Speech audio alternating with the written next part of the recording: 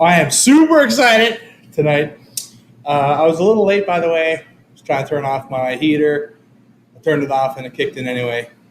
But hopefully you can hear me over the heater. How's the sound, everybody? Good.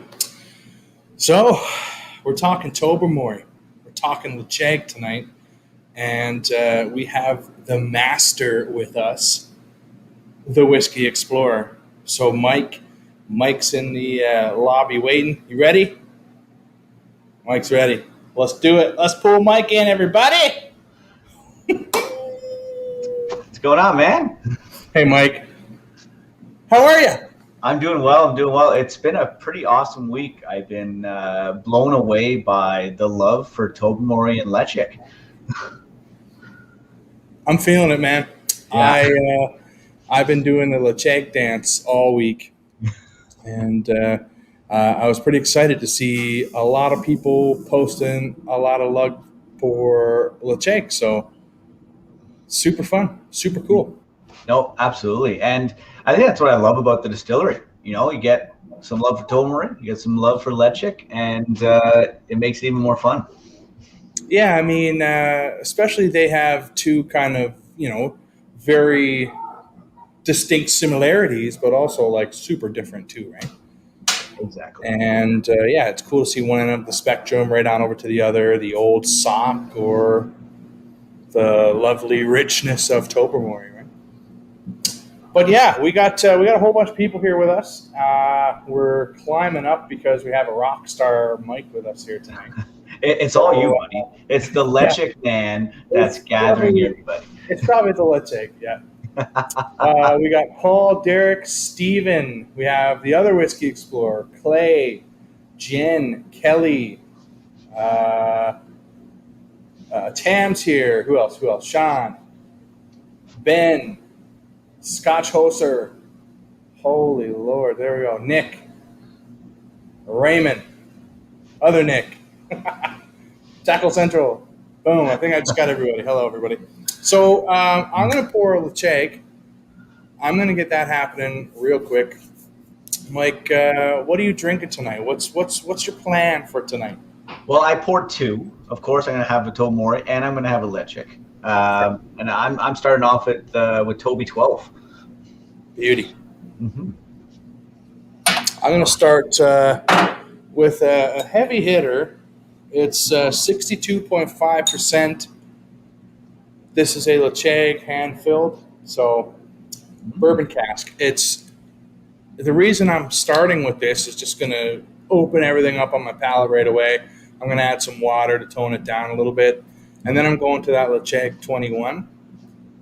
And I think that one can hold up to probably anything that I'll pour here tonight. Yeah, super Definitely. Powerful, heavy, deliciously chocolatey, malty dram. So, yeah, and I find what I love about even Tobermory and Lechek alone, like when we finish with a different. Oh, look at that, Glencairn. When we finish in a different cast, it's almost like they go so well with everything. If it's bourbon, if it's Marcella, if it's Manzanilla, if it's Oloroso or PX, they just flourish together. So that's a beauty.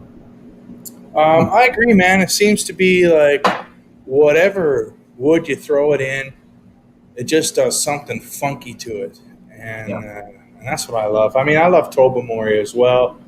Don't get me wrong, right? But I just like that boggy, socky kind of lightness to Lecheg as well, right? Yeah, and I think that's cool about it, right? So we usually see a lot of younger Lechek expressions, a lot of older expressions from Tobermory. You were in the tasting on Thursday where we talked about, you don't see a lot of younger Tobermorys because we just don't feel they're ready yet. And honestly, I think there's a lot of whiskey fans out there that may like it because it probably gets more of that funk that comes in that we get in the Lechek that may not really, those who know Tobermory may not enjoy it as much. Yeah, that funk, man. Oh, I'm all about that, right? Oh, we know. This one can have a little touch of water, so I'm just going to add a little sploosh in there. 62.5%. And you're drinking the Tobermory 12. Yeah, I don't know if you can see my Tobermory Glencairn there. Oh, yeah, look at that, man. So nice a couple announcements tonight. So we are going to announce the winner of Tobermory Week Canada for private tasting for you and 5 friends. Also tonight, anybody who's on, where I'm going to throw in a little Glencairn package. So you win a Lechick Glencairn and a Tobermory Glencairn. So one of each of these boys. And so you can drink your favorite Tobermory or Lechick together at home. So it's a thank you to the whiskey community coming in full effect this week and talking all things Tobermory and Lechick and videos and stories and everything. It was pretty epic to see, and it's fun. It's kind of creating a little fun atmosphere while we're all stuck at home still with lockdowns and everything. So so we're gonna talk a little Tobermory, talk a little bit of Lechick, and go with some giveaways soon. Probably the next 5 minutes we'll throw in the Tobermory Week Canada winner, and then Josh has his little hidden giveaway that he wants to do, and then we'll end the evening up with the winners for the Glencairns. Sounds fantastic. I brought myself a little stogie too, just in case. I mean, I already cut it. Might as well. Probably a good chance it's going to happen. Not with this bourbon. It doesn't pair well at all. But those wine casks and those Oloroso tags, hell yeah, man. I don't prefer like a bourbon style paired with it anyway, but that's okay. Yeah. We got a whole bunch of people chatting away here too. So folks, let us know in the comments, what are you drinking tonight? What's in your glass? Hopefully Tobermory or Lechick, let's be honest. For me, it was Lechick week, okay? Lechick week. But let us know, folks. We got a whole bunch of other people popping in and out here. Thank you all for joining. Hopefully the winners are in here tonight, but if not, that's okay. I'm sure we'll get what you need. Yeah, that's why we have that extra giveaway for those who took the time to come and hear us chat about. That's it. Story. So a special giveaway. You have to be here in the conversation in order for you to get that one. So, and I mean, look at this. Yeah. How many Lechick glasses have you seen? Me, exactly 0. Yeah, this is the first one I ever seen, man. Yeah, well, they're just made.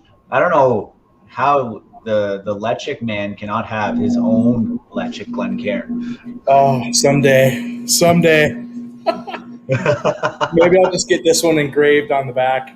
# going live. Yo, that'd be awesome.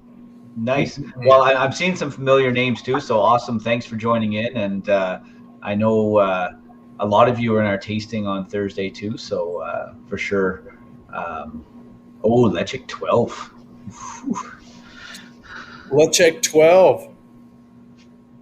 That's the PX. That's crazy, man. Mm-hmm. I got a couple weirdo Lechicks over here, just in case the winner tonight, if they're here, if they choose to pick a distillery bottling that I have right here, or one of the other independent releases. So when we start talking a little more about contests here, I'll start giving some folks some more information about that as well. Mm-hmm. So, Mike, why did you choose the Tobermory 12 to start with tonight? You know what? I like those citrus orange peel notes on this one, and it just, a good kicker off. And I'm going with the standard core range for tonight. This is the Toby 12 and Lechick 10.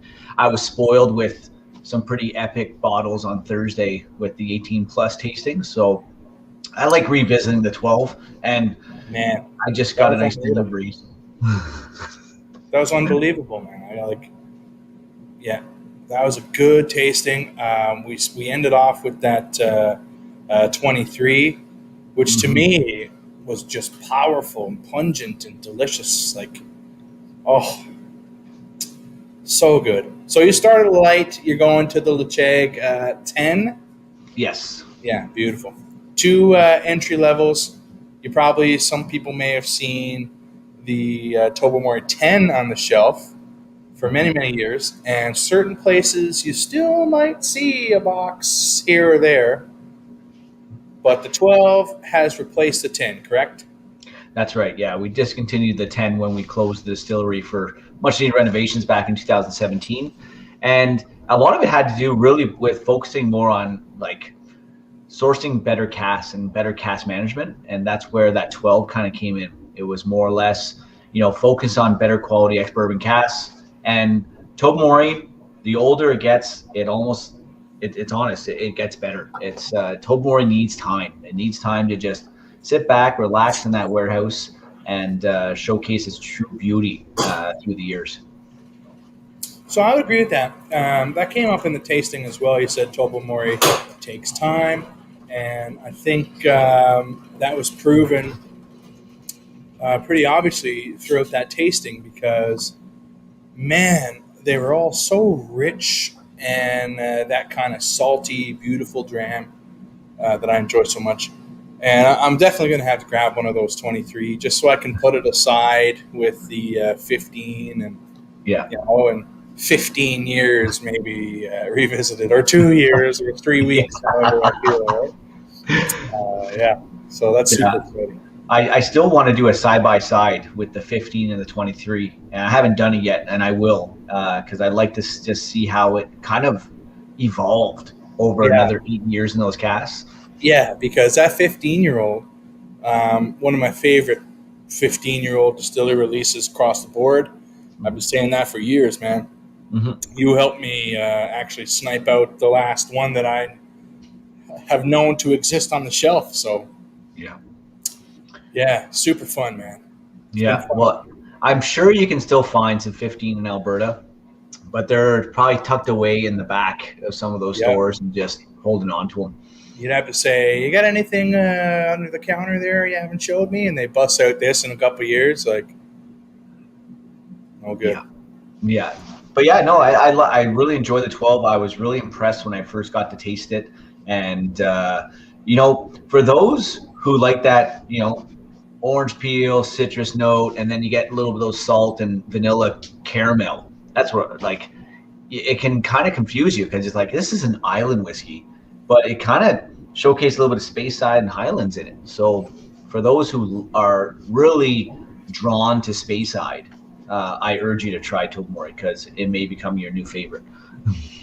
I think it could easily become anybody's favorite. I just got sucked in instantaneously, and that's it. Yeah. I mean, it is what it is now, hey? Hey, Scott. Cheers, dog.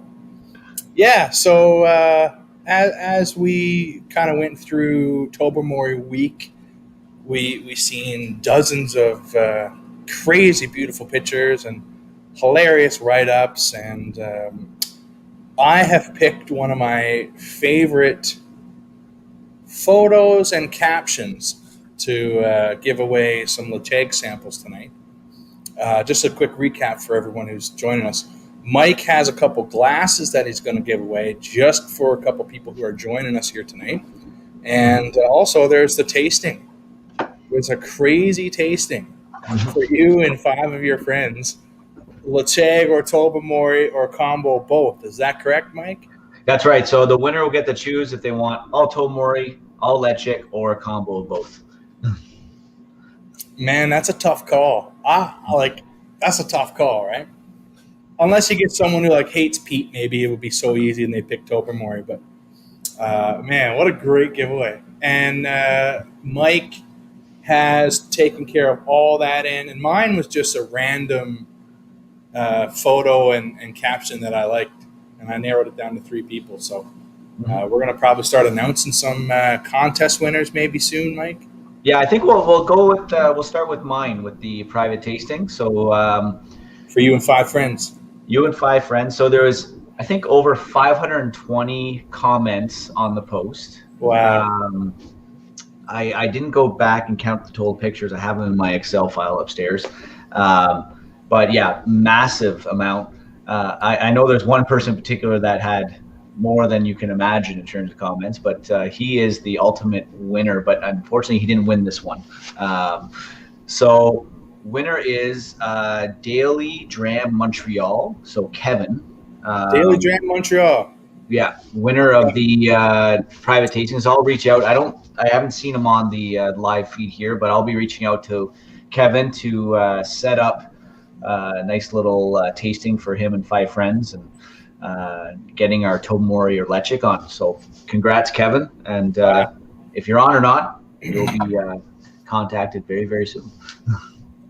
Well, Kevin, congratulations, man. What a great tasting. That was super exciting. And I'd also be extremely interested to see what they picked and what the lineup was, very fun. Mike, thanks so much for contributing to Tobermory Week and actually coming up with the idea. I posted a joke post of how I grew into my suit jacket that I used to wear at not the escape rooms, but like the murder mysteries and stuff, eh? Mm-hmm. I grew into it over COVID because I've been sitting down doing nothing. So it was good and bad, And Mike's like, hey, let's start Tobermory Week. And then everybody in Canada was like, hell yeah. It was super fun to see some rare expressions and people getting out and taking pictures in bushes and stuff. Like, how fun. Yeah, it was awesome. And we've had a Deanston week, we had a Bunna week, and all these weeks, I'll be honest, I don't plan them. It's like a Friday evening the week before, and I'm like, I think I'm going to do a Deanston week. And then I was just chatting with Josh. I'm like, I think I'm going to do a Tobermory week next week. What do you think? He's like, yeah, let's do it. I'm like, right, let's do it. And Josh is like, messaging, so when are you doing your post on Sunday? I'll do one right after you, and just trying to time it all out. But yeah, it was so fun. Yeah, it was a lot of fun. And I got so many messages about just questions about Tobermory throughout the week. Just like, I like this expression. Do you think I would like Tobermory? I like this one. Do you think I'd like Lechik? I saw in the comments, how does Lechik compare to Lefroy?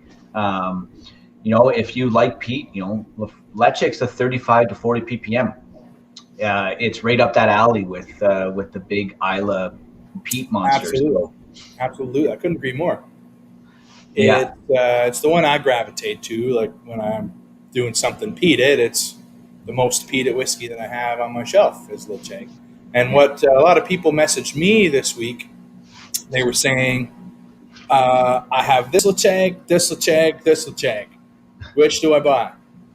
And I was like, yes. First of all of them eventually, right? But start here and move here. But yeah, man, it's been super interesting and exciting to see all the different expressions that are out there and different stuff people can get their hands on these weird casks, and some people just brand new getting into it. And and super fun. we've been kind of in the whiskey industry or in the whiskey community for a while now, but I'm seeing more and more new faces in the whiskey industry, which makes it even more fun and exciting, because it gets me excited again. When someone asks me it's my first Tobermory, like what should I be looking for? It's my first Lechik, what should I look from it? Like, this is awesome. Like, dive in, like get all into it, and you try and you tell me what you think, and I'd rather that than I can tell you my thoughts afterwards. Absolutely, man. So what about Tobermory now? I mean, the distillery, you're here as Mike, our homie today, but you're still a brand ambassador. So, we still got to grill you and get you to do your brand ambassador thing, man. So if you wouldn't mind, can you tell us just a little bit about Tobermory, the transition to the Lechik, the warehouse, just the process a little bit?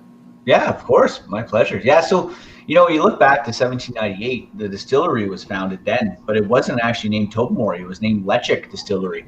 And throughout the years, they had multiple closures, and, it's been closed more, it's been open. In the 1800s, it was closed for 40 years. In the 1900s, closed for 40 years. And it's almost a miracle that the distillery is still open to this day.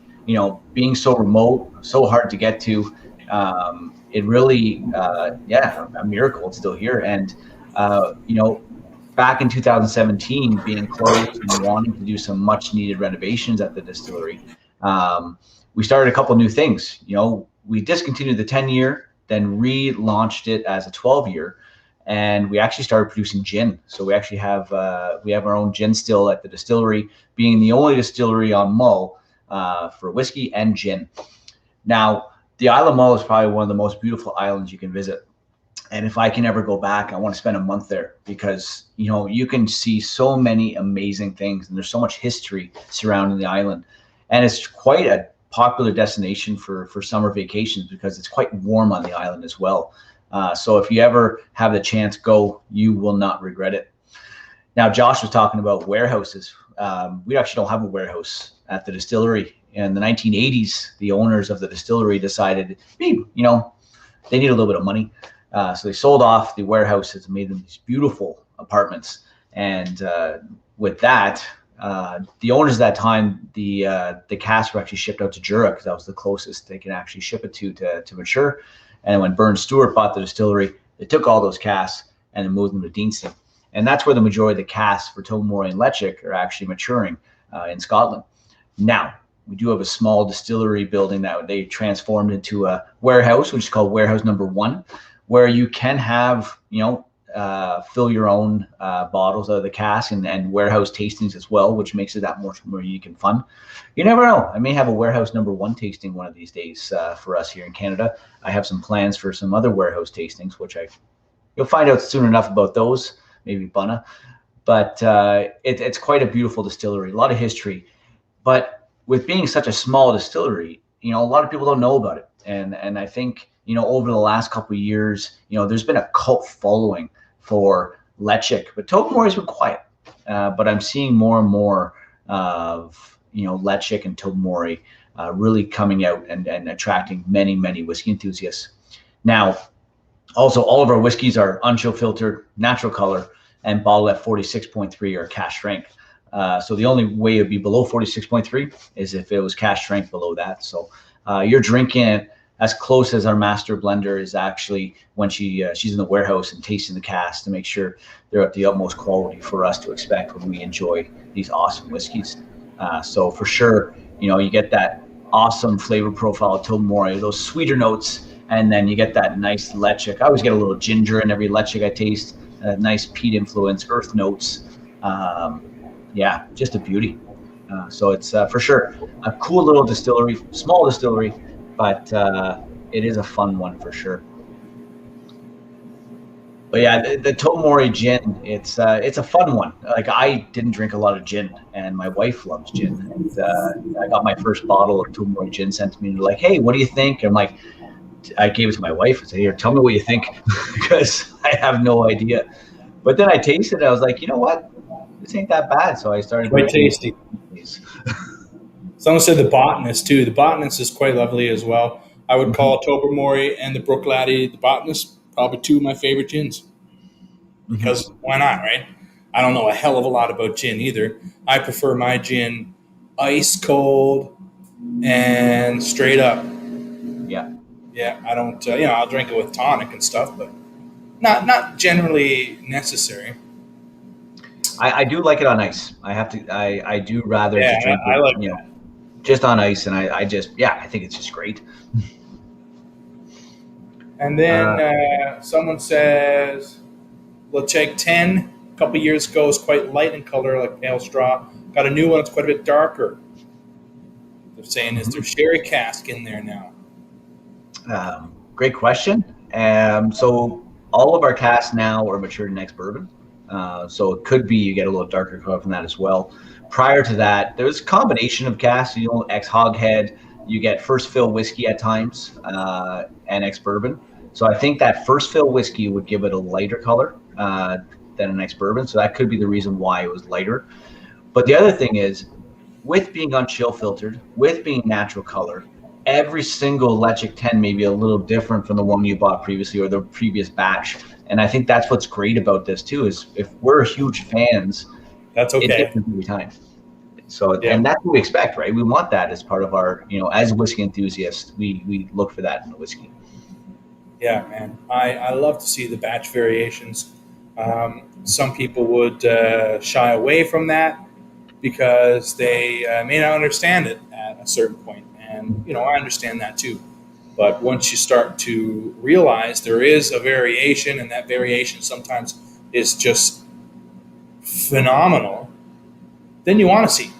You want to know what the color effect has on the whole perception, right? Because you taste with your eyes a little bit first. It's all part of the experience, right? Yep, exactly. Yep. So Dan says, almost always judge a distillery on their 10-year expressions. Well, it's so little time in the cask. It's shown more distillery influence in some cases, right? Mm-hmm. What do you think, Mike? I think it does, and especially with peat, you don't 10 years probably the perfect age for any expression that you're looking for that heavy peat influence. But I would agree too. A lot of the younger expressions will showcase a lot of the distillery profile. And on Thursday, I was talking about fermentation, and I don't know if Travis Watt's on because he's my fermentation guy. But fermentation does play a key factor in some of the flavor profile after maturation. And at Tobermory, it's about 60 to 90 hours. So with that, you're getting those cereal notes, you're getting the fruit notes, and those will appear after maturation. But they appear more in the younger expressions. So you'll see more of those, pear, apple, cereal, barley notes that appear more in the younger expressions than you would in the older expressions. But it's a key flavor profile. So I agree with you, Dan, absolutely. A lot of that true flavor profile of the distillery showcased in those younger expressions. Now, if you drink a 3 or 4 year, you may get more of a whiff of barley, that young barley influence, what you get with a lot of those younger aspirations of the whiskey. So maybe region showcases more in the very young, just legal whiskey, 3 year, 4 year. And then the distillery profile starts to showcase from 4 to 10 about. There you have it. I think a lot of people would agree with that too, Mike. Speaking of 3 or 4, I'm going to do part of the Lecheg sample giveaway. I narrowed it down to 3, and it's 3 photos that caught my eye first, and then the absolute winner was chosen on the description. So out of those 3, only one is going to get a sample of every Lecheg I have open, and then get to choose which one I open next. But the other 2, the runners-up, I'm going to give them a little sample pack of Lechegs, maybe 4 or 5, some like really different ones, and they can kind of get a more of a broad spectrum of what Lecheg has to offer. So I'm going to announce the 2 runners-up, and I'll send them 5 samples each of Lecheg. And the first runner-up was someone who's been on our show and has really kind of contributed to the whiskey community, especially lately. Starting to get to know more people, and it's been super fun. And their picture caught my eye. It was like spring, flowers, Lecheg. So I was like, yes. I'm in the Great White North. I haven't seen a friggin' live flower in months. Everything here is frozen wasteland, man. So older by the minute. I'm not sure if it's here right now, but that was the first one. So I'll send you 5 Lechegs. The other one was the Scotch photographer. Nice. Had some crazy pictures with like super dark tones in there. And I really kind of gravitated towards those pictures. I liked them a lot. So Scotch photographer, I think I may have seen you in here earlier. I'm not sure, but if you're here, let me know. Same sure I saw him too. Clay. There's Clay. Clay's here. Scotch photographer. There he is. Yeah, okay, cool. So you 2 are the runners up. I'm going to send y'all 5 Lecheg, and the winner is going to be coming up in a little bit. I'm going to pour Lecheg in the meantime. Mine's already poured. Yeah, so I'm going to pour the 21, I think. Nice. Just because, man, I love it so much. I have. Oof. I had a couple of these, and now I have one sealed, and this one. Oh man, just the cork. That's the Manzanilla. Oh God.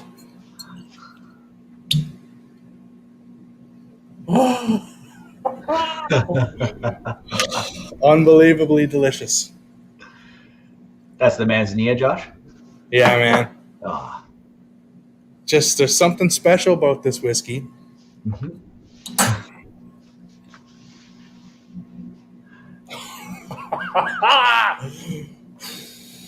I got to change my background and everything for this one, just so everybody knows.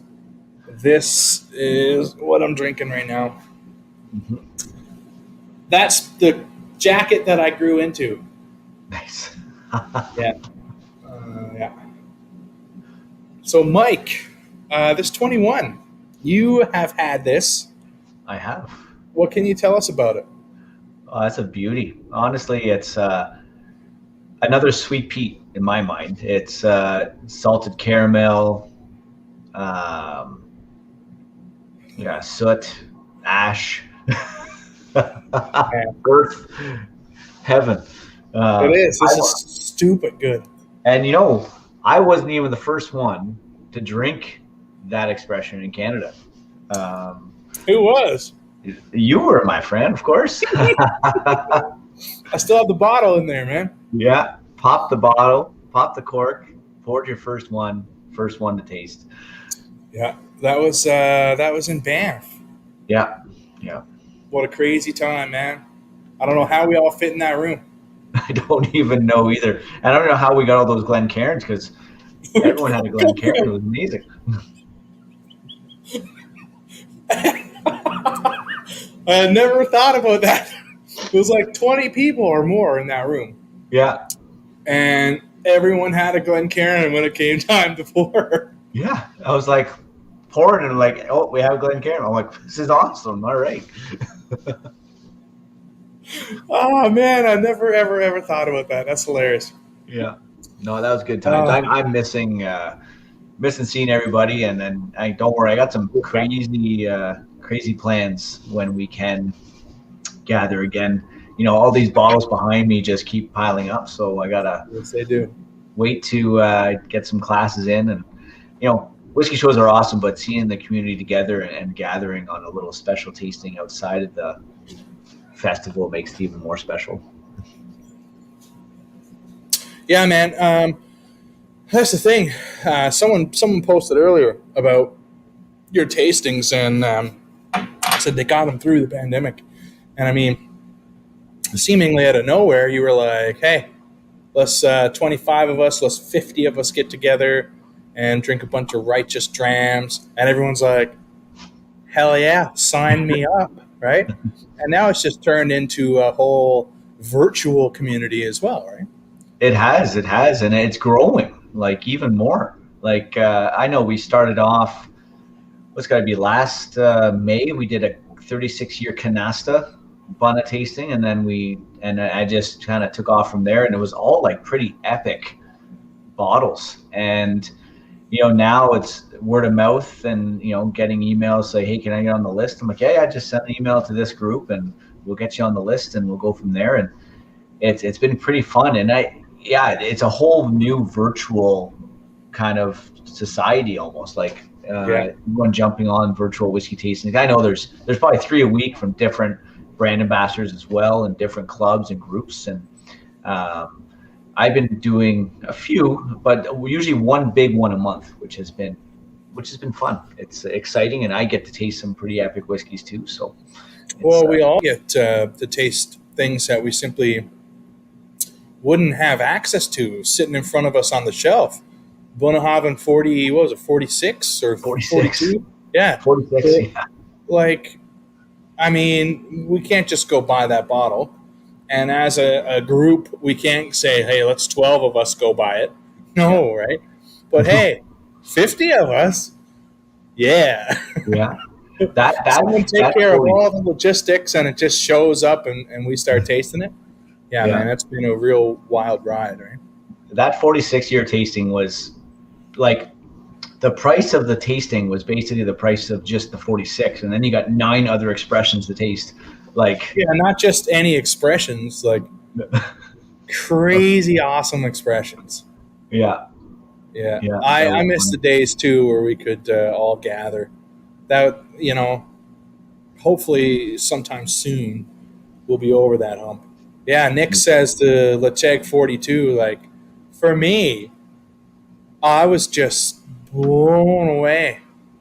Yeah, That was a unicorn, absolute unreachable unicorn for me, right? So yeah, yeah, it's been a wild ride for sure. yeah. There's one Hey, more I cheers need to to you, do. Mike. Like legit. Boom, man. Well, there's one more because I gotta fill Sean's unicorn because he wants to try Tomori 42. So Oh, that's something in the works. But that bottling came out in 2016, so it's getting a little hard to acquire. But for sure. I have some good people on the lookout, so Oh, hopefully. I'm sure you have your means, eh? Yeah, I'd be in on that for sure, man. Yeah, so hopefully a Tomori 42 tasting in the near future, so we can try. If you had the Lechic 42, you can try the 40. I don't know if you have any more Lechic 42 left. Do you, Josh? I do, yes, I do. I have one full sealed little sample left now, Nice. and about a mustache little sprinkle of the other one. Oh, nice. Yeah, buddy. I nursed. I nursed that. I've poured that first one twice already. Oh, wow. Yeah, just the most minuscule of sips in the tiniest glass you could ever imagine. Oh, man. Yeah, Yeah, it's the you nose on that one. The nose on that one just blows you away. it's mind blowing. It is, man. Crazy that old crazy character of great nasty old casks. Like, I'm trying to find the source of the barley back in 1972 for Tobermory because the malting floors weren't in operation when they reopened in 71. So I've reached out to every distillery in Isla that was in operation to see if they sourced their barley because that would have been the closest. And Port Ellen didn't go in operation until 1974, so they wouldn't be able to get their barley from them. So I'm on the lookout. If I'm reading every single possible book and I still can't find it. So that's my goal for 2021 to find out who was the barley supplier in 1972 when they distilled Lechic. oh yeah, man, I'd be super interested to know. Mhm. So, Sheila, when COVID's over, I hope we still have virtual tasting. Such a great way to gather people from all over the country that we wouldn't see outside of our festivals a few times a year. I agree, Sheila. Even though it's so lovely to get together, we don't always have that option. People live thousands of kilometers apart. Yeah. So, yeah, I agree. I hope these little live sessions, Zoom sessions, whatever the case is, Mhm. I do hope that they continue. Yeah, I think, and they will. For Distel, we were planning these virtual kind of tastings events before COVID. Like we were already going to hit them off in fall 2020. So just kind of like when I'm traveling, I could do a virtual tasting with the rest of the country, or bring in everybody while I'm doing a masterclass and say, you have a kit at your Oh, that home would be super fun too. and you kind of take part. So that was already in the works. That's why we were able to jumpstart so quickly in March Wow, cool. 2020, saying, okay, we're going to fast track our plan and just do it now. So that's been kind of why we've been So it able worked to. out pretty good then. Yeah. I mean, fuck COVID, but like also we're still drinking whiskey. I mean, Yeah, we still want to drink righteous whiskey as often as we can with our friends. exactly. Yeah. I can't wait to have some people over at my place and just, I miss spoiling people like Nick, who I've become great friends with. He lives here in Ottawa, and I'm like, he's been over my place a couple times where he's been Cool. spoiled. So, but Nice. yeah, having Nick and Eve over, Scotch photographer, good friend of mine too. So just come over. Scotch photographer. Yeah. Cool. Right on. Cool. I didn't even know this. That's so cool, man. Yeah. I just ripped through that 21. I only poured a little wee dram though. So I'm going to go ahead and announce the last person, the grand winner of the Lecheg sample giveaway. And grand winner, I hope you're listening because they're in the room. You get the option of choosing between 1, 2, 3, 4, 5, 6, 7 Lecheg distillery releases that I have over here. I will call them all now rare expressions. Some of them extremely rare. Or one of the 50 other random ass ones that are in the cupboard. I mean, either way, if you want one now, I have a sample bottle ready, and I'll pour you the first pour, and I'll seal it here. So I'm going to tell you what I have first, just so everybody knows. There's a 19-year-old Lecheg Marsala cask. There's a 21-year-old Lecheg that is the Marsala as well. There's a 96 sherry. There's the 18-year-old batch 2. There's a 13-year-old weird sherry. What is it? I can't even remember. A Montetallo. Ooh. Yeah. There's, I don't even know what I have here. The 10-year-old Bordeaux. Look at this insanely stupid color. That's dangerous. What an annoying color. Like, look at that. And then I have a hand-filled Lecheg. It's a Marsala. So a whole bunch of Marsala. Yeah. Yeah, so sorry, everybody, to just like dump them on you. But the winner is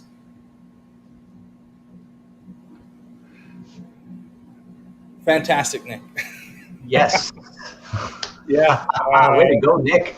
Yeah, it's nothing to do with your friendship with Mike because I have no fucking idea that you guys were friends. But you posted a picture of the 18-year-old. Immediately, it caught my eye.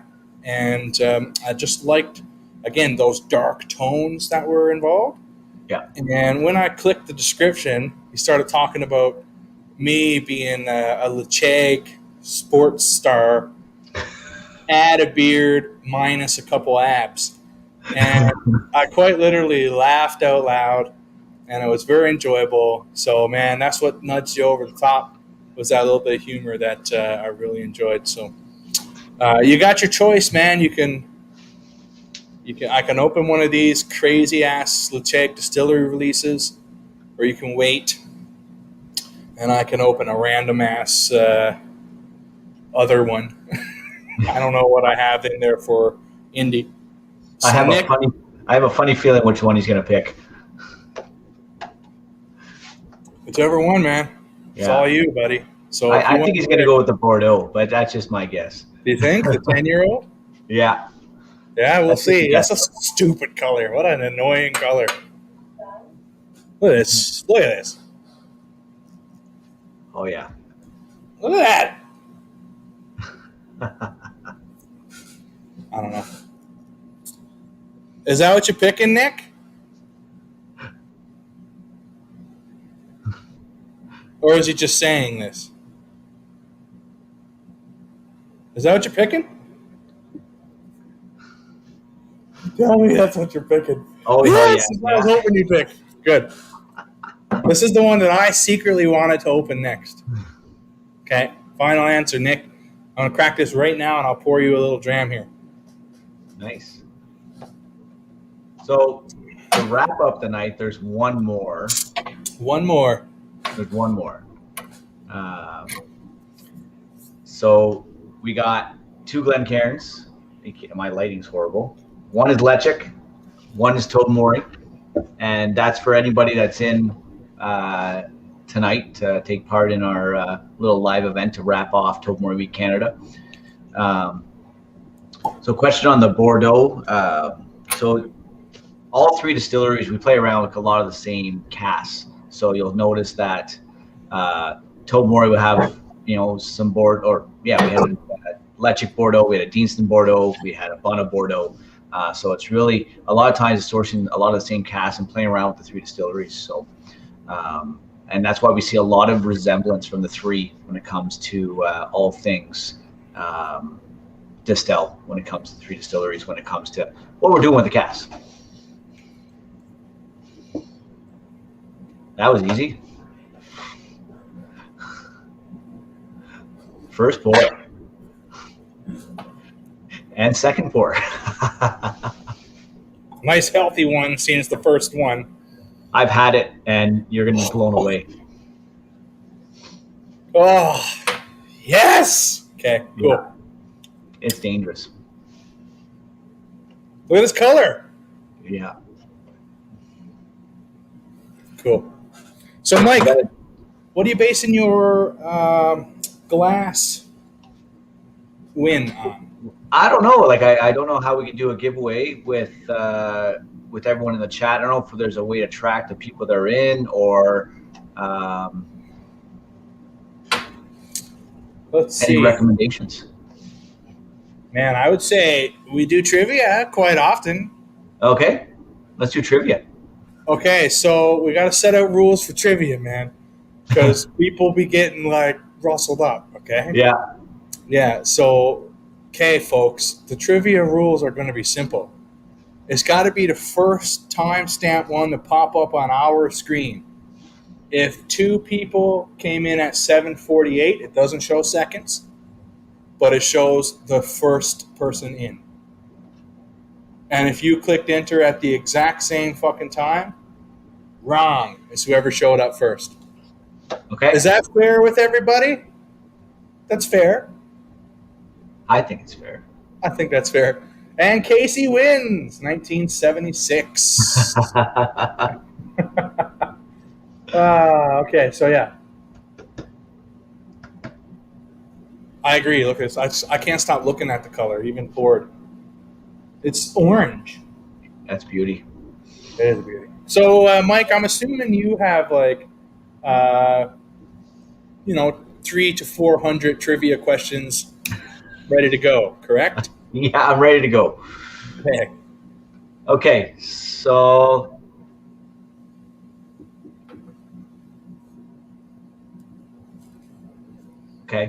what's the oldest expression ever from Lechic Distillery?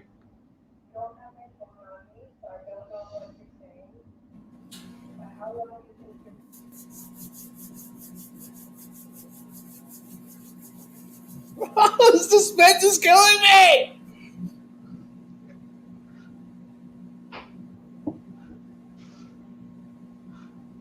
Oh, no. Whoa. Okay, I've seen a whole bunch come through. Okay.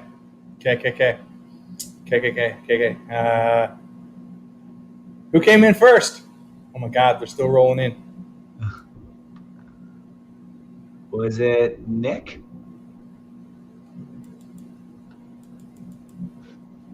Looks like it was Nick. Nick's the first one in.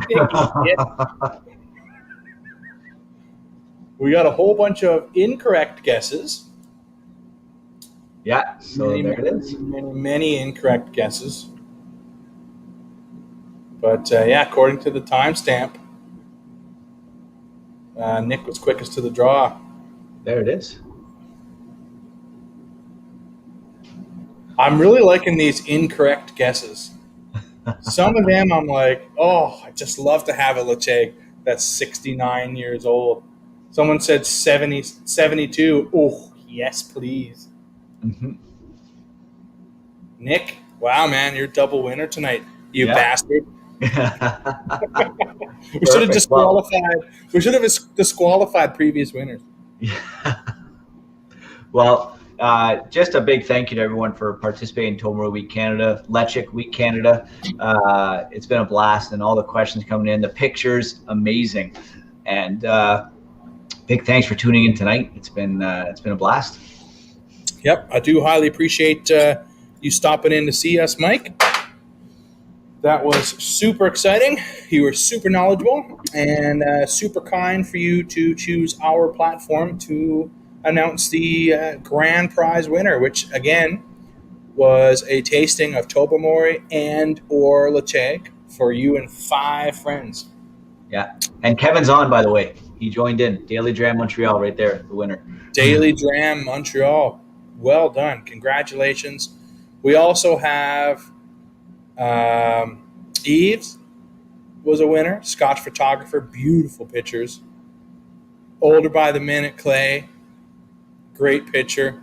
I was thinking springtime in the north, man. So, yeah. That's about it. Mike, we've had you here for almost an hour. I'm sure you're super busy. I don't want to kick you off or anything, but when you're ready, man, we are good to go here. Yeah. Well, I'm taking off. I'm going to get to bed, actually. It's a little bit later here in my time zone. It's getting late. But a big thank you again, Josh. Thanks for taking the time, too, to let me borrow your platform almost to do this. Well, it's literally been my pleasure. I mentioned a couple weeks ago that I had become stagnant in the Instagram.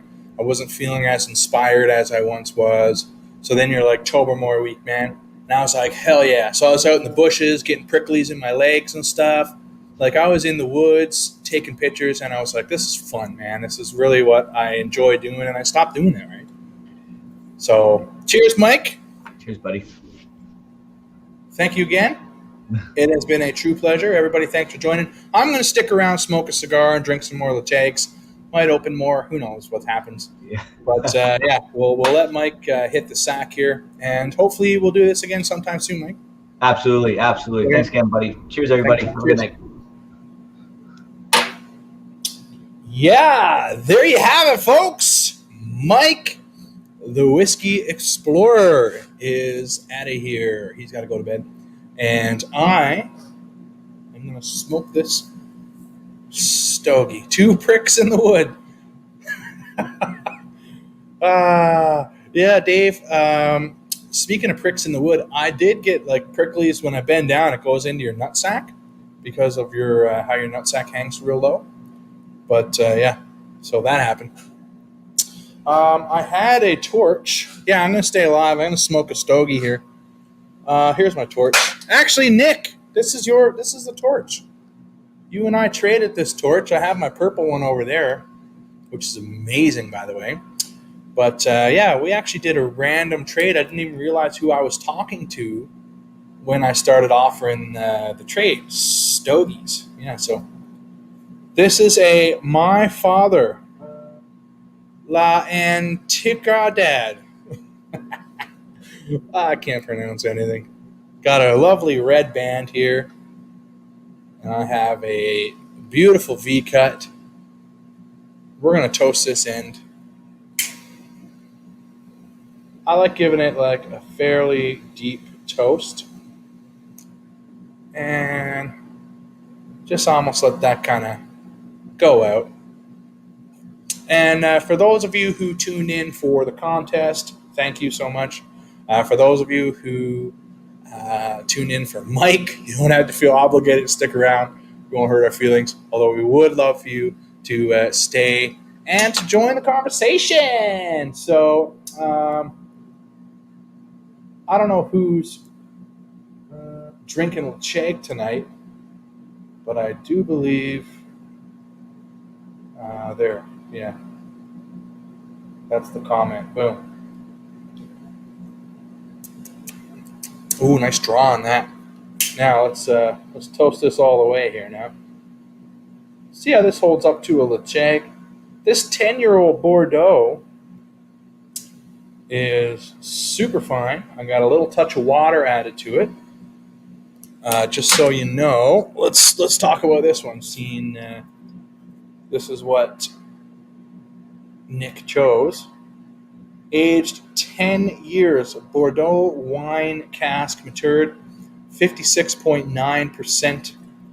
Non-chill filter, of course, it's natural color. This was distilled in February 2009, my birth month.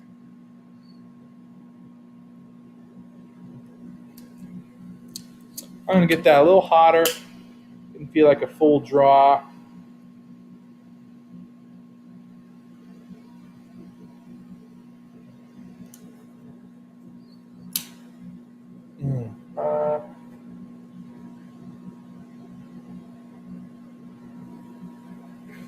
That's better. Oh shit, that is nice. Very toasty, roasted nuts, buttered toast. Cheers, Kelly. Thank you for joining. The Nothing No One. I think you should stay all night. Grab that 10. Do it up. Dan, anytime, man. You stop on by, you know I'll pour you something good.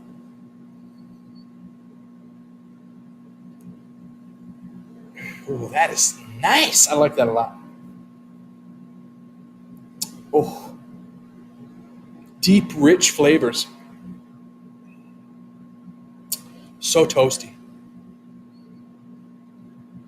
A touch of like burnt molasses, perhaps, in there as well.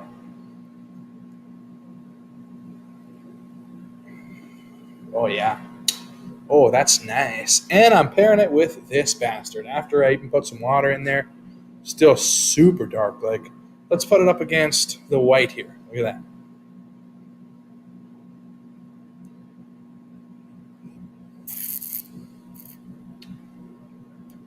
Mm.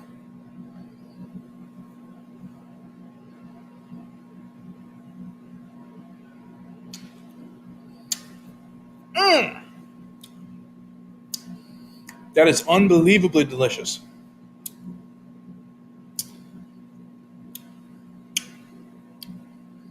Oh, oh, that is nice. Yeah, sorry, I'm just blown away here. It's gorgeous. Everything I hoped it would be. Touch chocolatey with the cigar. I'm going to add a touch of water, just a little touch more.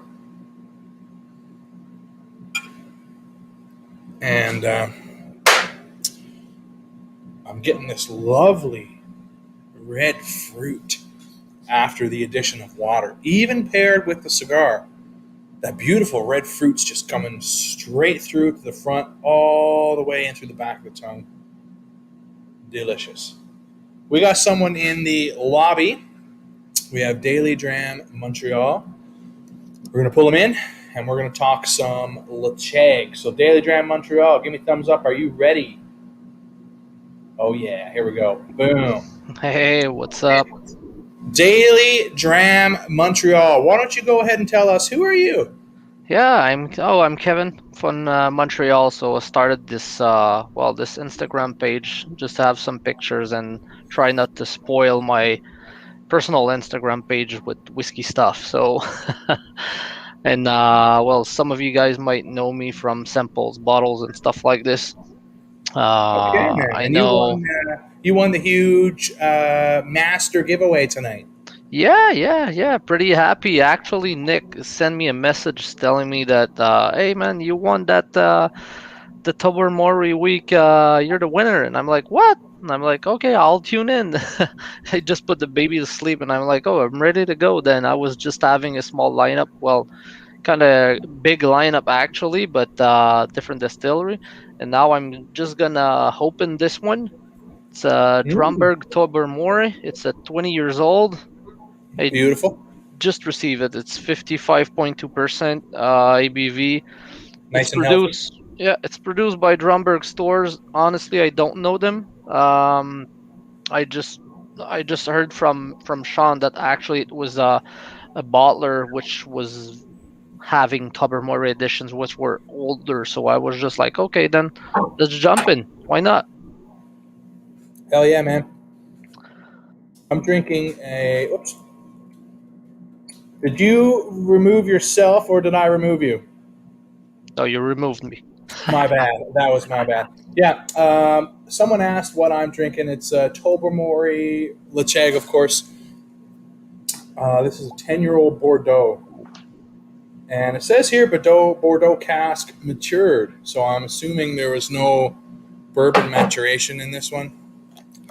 And we heard Mike saying that this is the same, not expression, but source of cask from Bunnahabhain and also from Ah, Deanston, right? yep. Well, huge win as far as I'm concerned. This is completely lovely. and I'm happy I opened it, but part of me is kind of sad too because I'm not going to be able to see this one develop at all. I'm going to likely guzzle it and sample it out to a couple folks who must try this immediately. Yeah. Yeah, So, what's your thoughts on that Tobermory there? I've seen you nosing it. yeah, yeah. 20 Well, years old. it's definitely a unique smell. I mean, Tobermory has been really one of my top three distilleries, which I'm looking forward in the next years. Even though they were good in the past, I think the maybe the export of these bottles wasn't that open, especially to Canadians and U.S. fellows. So I think now it's getting better. I think they're also exploring a wider varieties of casks. So we've seen Marsala, we've seen Manzanilla, Yep. I mean Bordeaux as well. There's Muscat. There's a 2003 bottlings that I had a sip earlier this evening, and this it's really wonderful. Honestly, it reminds me of. I mean, there's other distilleries which are good in my opinion, and they can go in a wider range of casks. And I mean, the first one is Glenallachie. In my opinion, it's a distillery which is good as well. But Tobermory and Lecheg are just ridiculous. It's very good, and I think they're very well priced if you go against other, islands distilleries. So, Yeah, I would agree with that. I mean, for example, a 21-year-old Lafroig or Ardbeg. I mean, that's going to be hilariously overpriced to the point where your average person just wouldn't even consider that, right? yeah, exactly. And and y- Tobermory, and you can Lacheg, look at heavy stuff. Aaron. Aaron is might, in my opinion, be like in the same area as Tobermory. They like to do peated and unpeated. They're an island distillery, and also, I mean, they're younger. So Aaron, as we know, it's 25 years old max, but the price range of the new releases are way above what we're looking when we're looking at Tobermory. So, and having Mike as well as, I think, an ambassador that is pretty active with the whiskey community in Canada. It's I think it's good for them, because I Oh think yeah, we're a good market. I think we're big enough to have a part of the market in here. And even the I mean, the basic versions like the 10 years old and stuff, it's really good. It's really good stuff. I think people which are tasting it for the first time, I've never seen a bad comment on it, honestly, which is kind of rare. the one thing I've seen people comment is sulfuric, and I love that. That's kind of what I'm drawn to in certain Tobermory, certain Lechegs, mostly the Oloroso and heavy sherry ones kind of bring it out. But it's not necessarily that nasty, eggy sulfur. It's like a mineralistic kind of thing. And to me, that's kind of dirty, and I like that.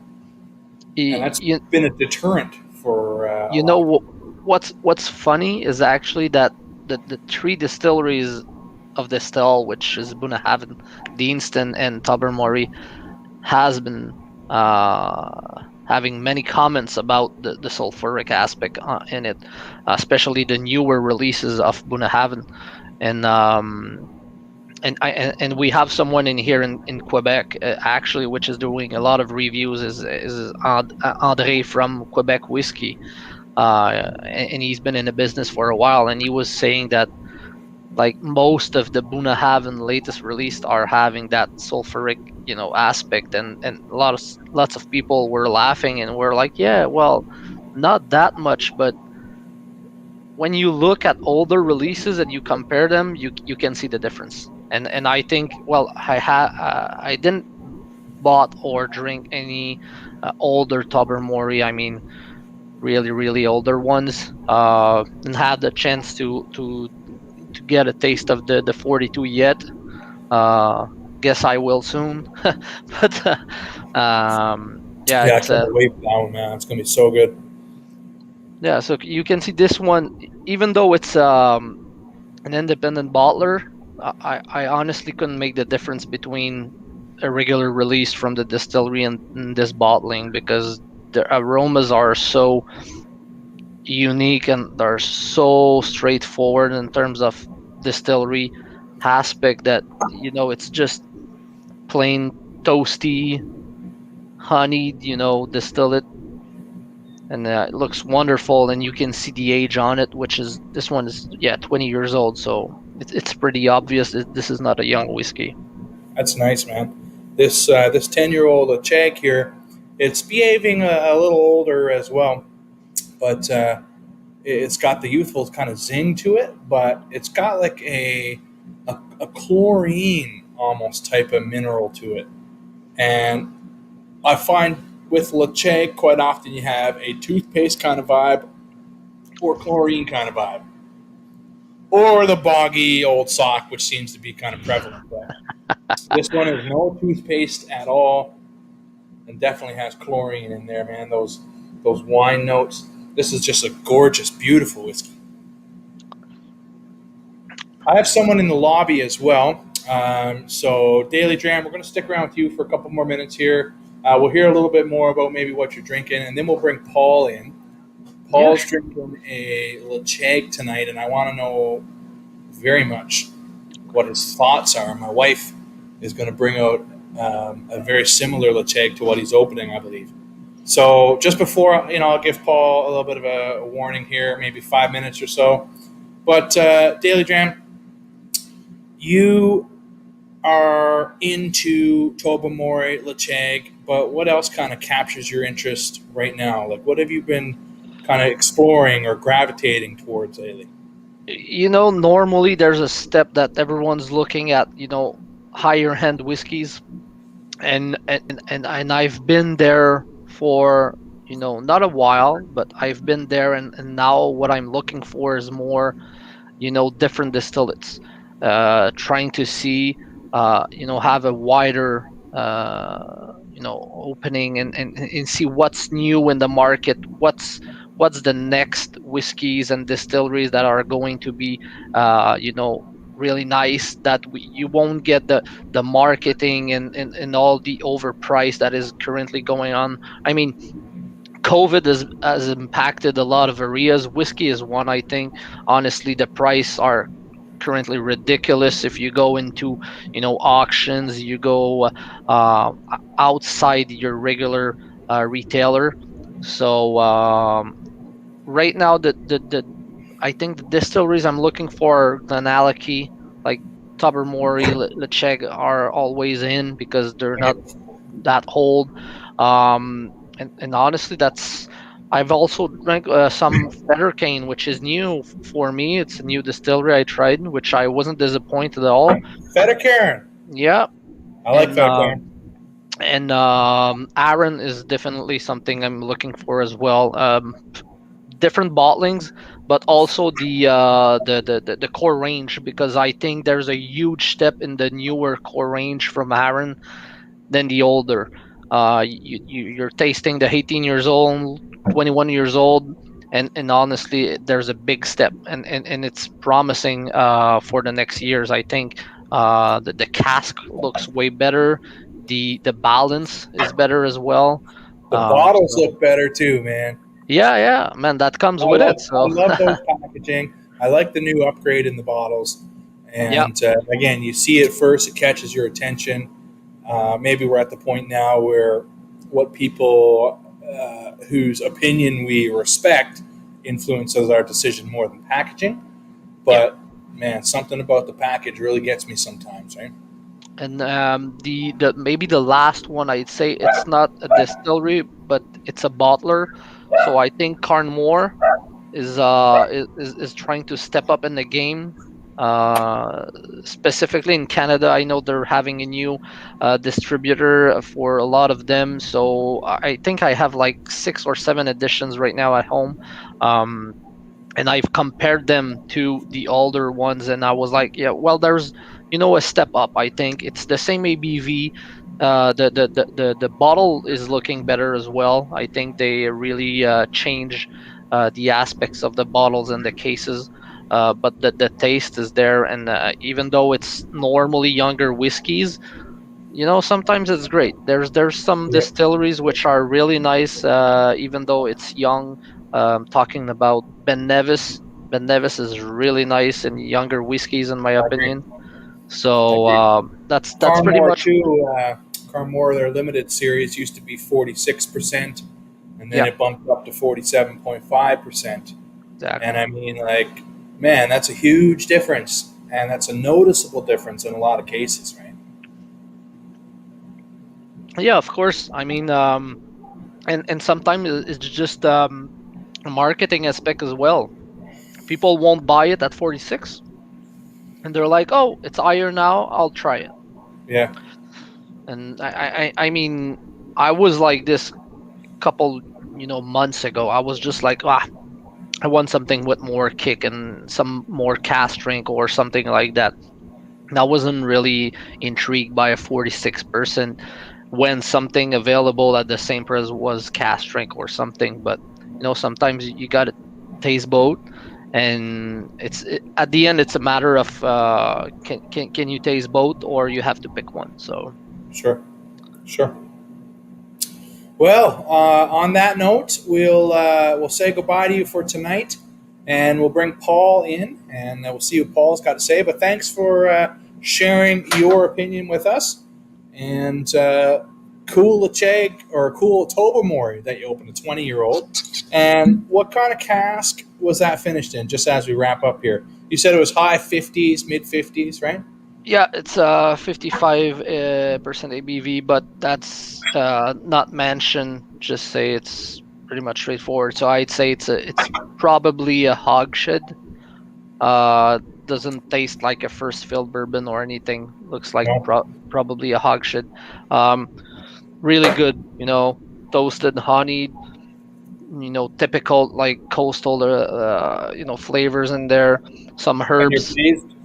and it's really nice. I think this bottle could stay at least 6 months open before being really, really ready to drink. So I'll Yeah. probably put it away for a couple months in the stash and forget about it, and then come back to it, and I'll be very pleased. So Cool, man. Well, it's great to hear. Again, thanks for joining us. Congratulations on the big win. thanks again. Anything for you and 5 of your homies, man. I mean, Yeah, pretty we'll have awesome. fun. Cheers, dog. Cheers. There it is, folks. That was Kevin from Daily Dram Montreal, who won the massive tasting that everyone was hoping to win. Tasting for him and 5 friends, Tobermory or Lacheg, or a combination of both. And, sorry, that just hit me. Now we're going to bring in Paul. Paul has been kind of dabbling with some Lacheg here lately, and he had a late post come in there of a signatory Lacheg that I believe was above 60%, if my memory serves me correctly. Paul's nodding. He's in the lobby there. Mine is a different one at 57%. Can't say enough good about these types of Lachegs. I've had a couple different ones, and they always seem to be brash and delicious and powerful. So let's bring Paul in, and we'll see what Paul thinks. Paul, you ready? Here comes Paul. Hey, Paul! how you doing, Josh? I'm great. How are you? Doing good. Are you Doing drinking good. Lacheg right now? I sure am. I've got that.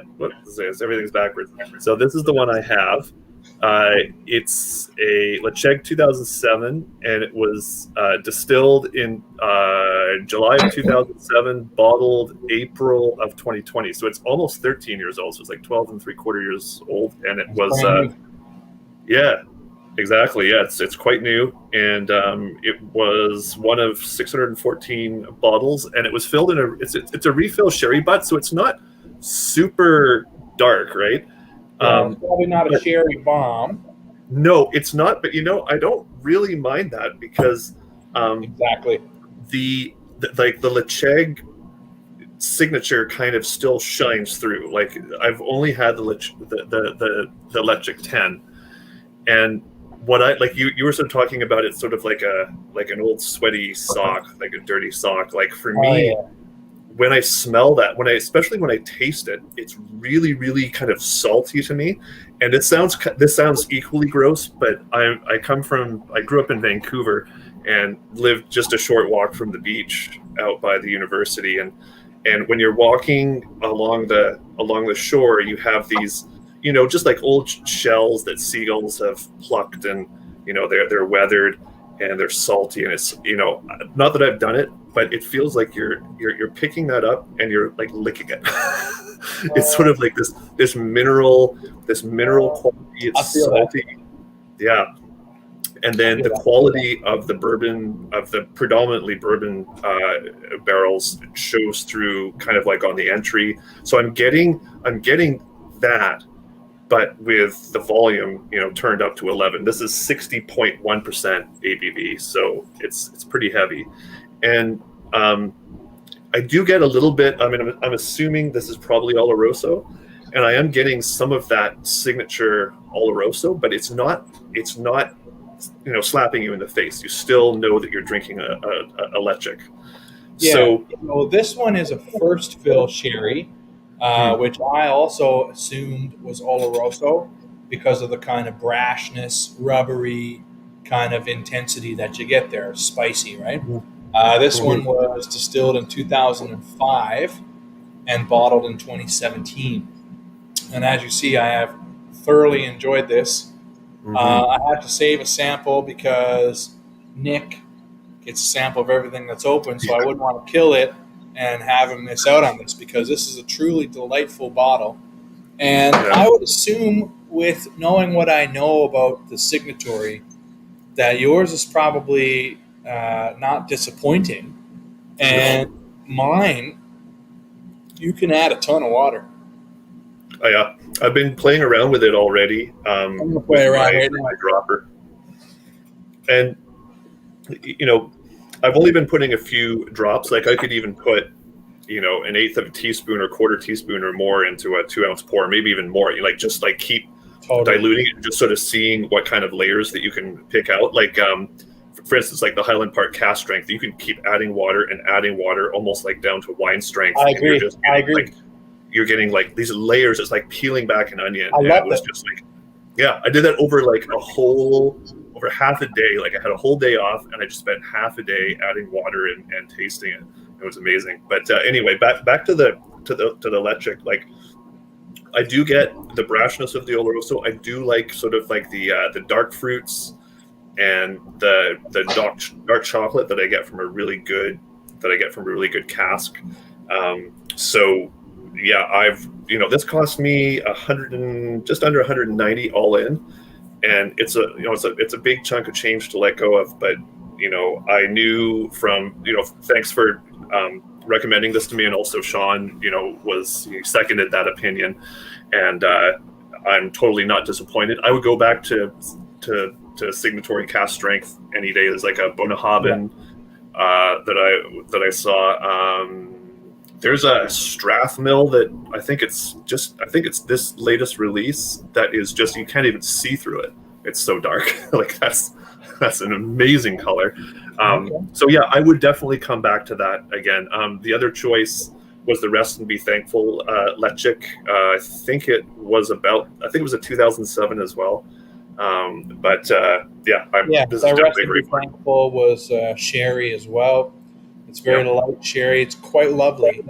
I had 2 of those, I believe, and I have 0 of those now. But I enjoyed the Signatory approach and delivery more than the Rest and Be Thankful. The Rest and Be Thankful was more of the new style toothpastey Lechic, where this is more like the minerally Lechic. For me. I love that, and it's very different from an Isla style expression. I mean, it's not medicinal. There's not huge amounts of smoked meat. You're not getting a lot of the stuff that you would get from an Isla distillery, and it's that minerality that I mean, I've got a few Lafroigs and Ardbegs, and one thing I don't have is Bruichladdich, but that'll come in time. But Yeah, that will I change soon. exactly, yeah. So And something that you said too kind of spoke to me a little bit. You said you paid $190 for this bottle, which is a lot to invest in something that you will consume. So to me, that is something that resonates deep within all of us. Is the risk worth the reward? When we're talking straight up hazard assessment, man, is the risk worth the reward? And $190, you could probably buy 2 other bottles of something interesting. But for $190, you got to ask yourself, am I mad after tasting it that I spent $190? Because if the whiskey inside, if it truly delivers, then man, you're good to go. $190, $190 on whatever bottle you decide. But I've been burned as well on bottles that I bought based on hype alone, man, and it just didn't do it for me. Well, that's why I came to you and Sean. Like I've really been chatting with Sean a lot, and these are when I come to you and to Sean and to other people, like it's to get advice from people that I trust. And Sean is a very knowledgeable guy, man, and he's in the process, as we all are, of expanding our palate. Yeah, and, exactly. I mean, we're not doctors, but in a sense, we're kind of like doctors, where sometimes we have a very strict opinion, and it's always nice to get that second opinion, right? Yeah. Get opinions from different people and form a collective thought, and then buy what you feel you would enjoy the most, right? Yeah, I totally agree. And, the times where I did blow a lot of money on a bottle was when there are times where I felt burned, and it's because I didn't really ask anybody else. The one that was really most disappointing to me, and actually traded it away for some nice samples, was the latest Michter's Toasted Barrel. And I was so excited to find it on the shelf, and then I tried it, and I kept trying it, and it was just like eating oak. It was like way too, that Toasted Barrel was too much, and I felt so.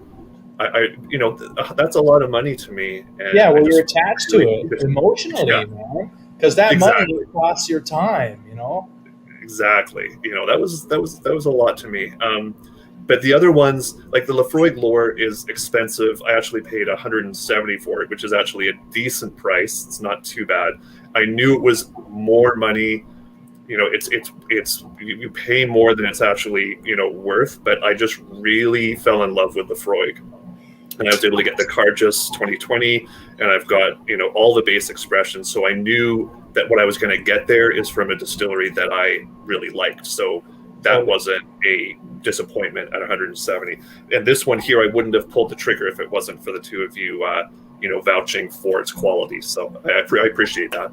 Well, man, my pleasure. I mean, I can only speak on the signatories that I've had, which have been around this. There's a couple different ones floating around of the Chag, first and second fill cherry, and I have. I mean, as you see, I've enjoyed it pretty immensely because I've only had this bottle for about a year or so, maybe a year and a half, and it was sat for 6 months before I opened it. So I've been just pouring little tiny sips, man, all the way down. I've shared it with a couple people, and it goes in the back so I don't chug it. Yeah, no, I'm going to share this with some people and kind of pay it forward to people who have been really good to me. So, I will. I'm going to continue enjoying this for the next little while. But anyway, I just wanted to come on briefly and give you my thoughts on this on stream here. But I'm glad that you enjoyed it, because it would be devastating if I recommended something to you and you hated it, because I would feel kind of responsible, man. Well, but, I love the Chag, and I love Isla, and I love peated. No matter where it's from. I mean, these two brewers. Whoops, wrong hand. Sorry. These two brewers bottles, both the Alberta Scotch Society and Edmonton. I missed the ass bottle, unfortunately. But I grabbed a couple of the Edmonton Scotch Society. Maybe I'll see if I can trade or something. I have a few spares. Yeah. Well, But I will. excited to try that. If you want a sample, I'm happy to send it to you. I actually just tried it before the stream. I need to kind of train my palate a little bit on some brash peat, and this one is like super brash. Like the ASS bottling, doesn't have any kind of sherry influence, so it's full on peat. Whereas the sherry was, I likened it to sucking on a Terry's milk chocolate orange, but with chili flakes folded into it. That's what it was like for me. Yeah, it was amazing. There was another guy on the Edmonton Whiskey Forum who had the same note. I'm like, I'm totally on board with that. But anyway, they're both beautiful bottles. Good, man. I'm happy that you enjoyed. Cool. Well, you're heading out of here. I assume this is happening, right? No, I'd like to stick around for the. I'm going to stick around for the rest of the stream. Right. Just sort of want to give other people some a chance to be on, and sure, man. I just wanted to share my thoughts on this and say thank you once again. Appreciate you rolling in, man. Cheers. Take care. Cracking something new for our live Lecheg stream as well. We'll be chatting very soon, I'm sure. For sure. Take care, Josh. Cheers, man. There it is, folks. We have Paul. Paul has recently kind of sprung out of seemingly nowhere onto the Facebook and Instagram scene, which I really enjoy interacting with new folks, because a stranger is just a friend you haven't met, right? But we got some comments here now. Dave, first of all, says, I think you need to build a whiskey reference committee that helps you choose a whiskey. Dave, we have a whiskey reference committee. It's called the Underground Council of Whiskey Heathens. And we've mentioned several people on this show tonight who are certified to help you make your decision on the shelf. And we encourage you to send us private messages on Instagram, on Facebook, wherever. Send us a picture of the shelf. And there's a collective whole that will absolutely have an answer to your question. And that's been really fun. Really fun. And then Daily Dram Montreal says, have you tasted the Lecheg Chieftain Pomerol wine finish? Yes, I have. I think that is a 10-year-old, 2 or 3 casks, if my memory serves me correctly, up around 59% or so. Lovely pinkish hue. I had it here for a while and demolished it. So I enjoyed that one quite a bit. Water helps a lot as well. So, yeah, I have tried it and I have enjoyed it immensely.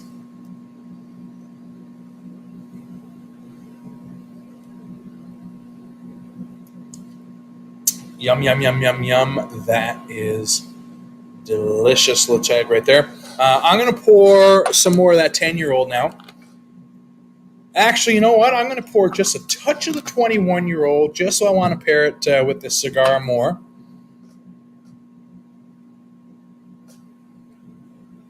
And Don says, loves the sweater. It's homemade. I bought this as a thrift store. Yes, it is homemade. A lovely little old lady brought this in. Unfortunately, her husband had passed away, and her husband and I had similar girth. So I picked this up for $17. This is my smoking, drinking jacket. I'm trying not to drink too much this Lecheg, so I got some to save Nick. But this is one of my all-time favorite Lechegs, folks. Oh, my God! That nose is simply unbelievable. I'll put it back up on the screen here. And that is also a picture of me fitting into my jacket that I didn't fit into. So, yeah. What else do we have here? Oh, you're drinking the Sinclair series, the beautiful pink one. I chugged the bottle of that, well, a little sippity sip of that the other day. I loved it. That color miraculous. Unbelievable color. Yep.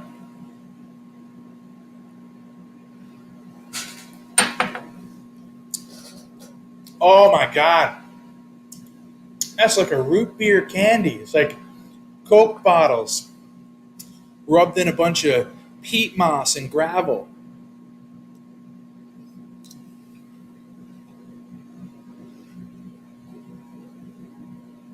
Mm.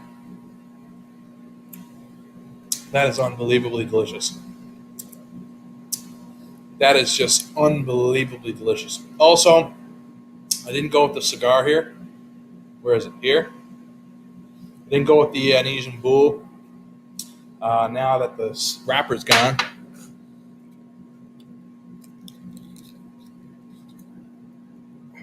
I went with this. And this was a gift from my good friend Chris from the Not Gentlemanly Cigar Smokers. I'll post his link online here in case you all want to be a part of a subscription-based online magazine. I am a contributing writer where I do whiskey pairings and sometimes coffee pairings. And we've been having a real good time. So he sent us some cigars to review.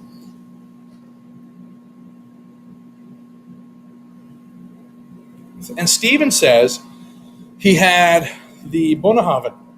He had a Bonnehaven that you weren't overly impressed with at first. So, Steven, can you tell us some more about that?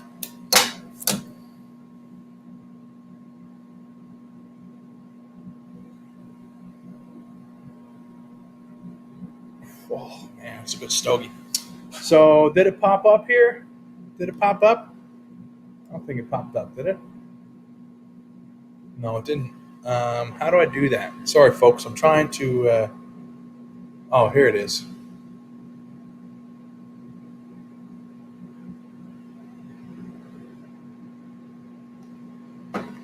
No, it didn't pop up, did it? Sorry, folks. I don't know what I'm doing.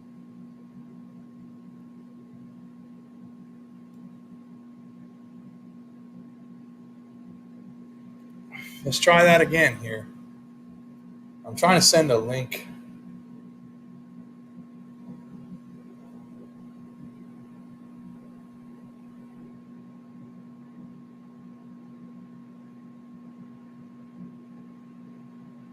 Let's try that again.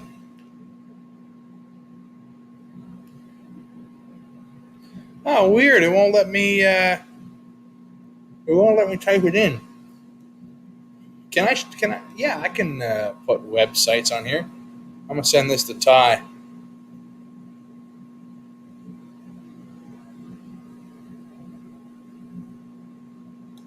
I'm just going to. Oh, it's because there's a picture. Hang on here. Let me pull up something here and see if I can copy and paste this. Bear with me, folks. The Not Gentlemanly Cigar Smokers. I'm going to try to copy and paste. I don't know if you folks can copy and paste.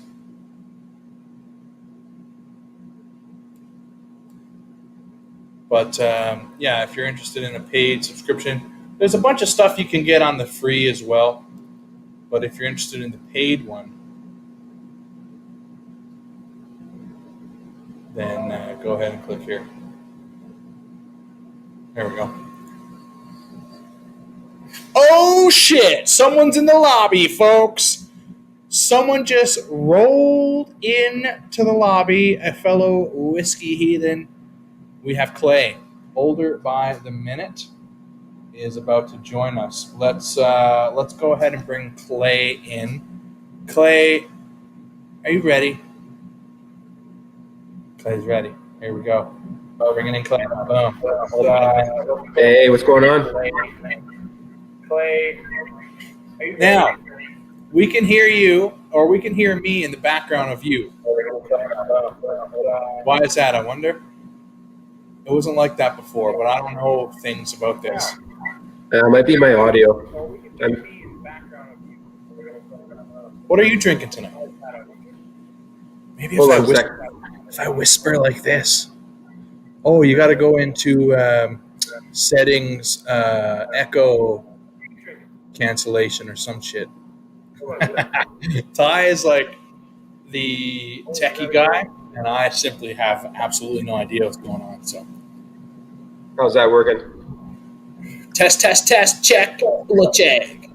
That's much better. You Yeah. got it. Cool, man. You're drinking Lecheg 10 tonight? Yeah. But Beautiful. this is my that bottle project I did, where I did the sherry in the cask and the little mini barrel, Okay. and it came out awesome. I actually have a couple of samples for you and Sean and Ty coming. Oh my. And I wanted to say love thanks that. personally for the samples too that I won there. Yeah. I mean, I narrowed it down to 3 accounts, and I went through the hashtags a dozen times, both Lecheg and Tobermory. But as my contest outlined, this is for Lecheg. I'm gonna pick my favorite Lecheg.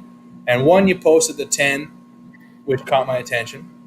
2, it was half gone, as it should be. 3, you had a bunch of flowers in the background, and I was like, damn, that's what I need. Oh, I'm losing the audio here. How's it now? Audio is working, or it's gone forever? Looks like it's gone forever, folks.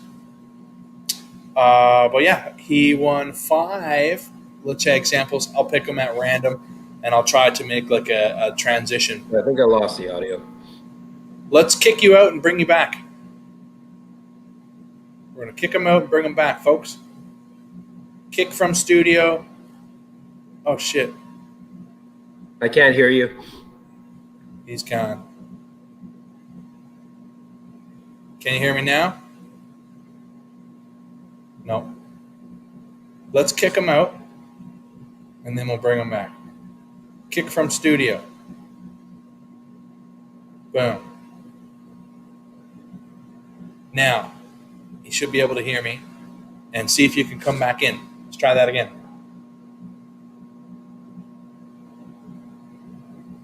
Let's try that again. And let me put it up here